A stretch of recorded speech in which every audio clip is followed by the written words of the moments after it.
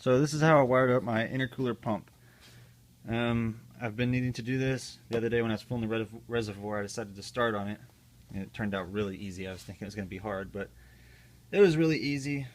This is something that the Cobra guys do because they have this supercharger from the factory. Originally, it was controlled by the PCM through a relay that goes right there. And I think it works off of a time limit or maybe a temperature. Whenever the engine gets to a certain temperature, it kicks on the pump, something along those lines. But and then whenever you turn the key off, let it sit, all the water comes to a stop, and the hot supercharger basically superheats the coolant below it, and because there's no circulation.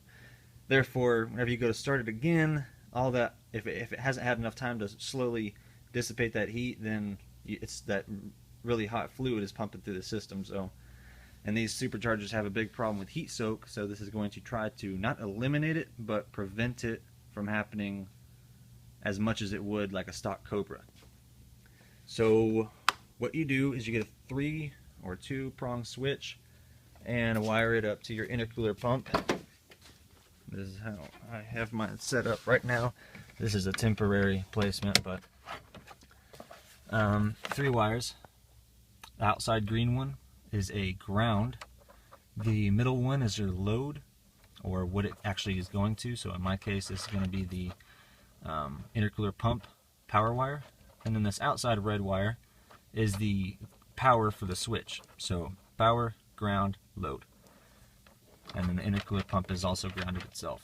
But you flip a switch, blue light comes on telling you that it's actually on. And now we have coolant flow. So that's basically it.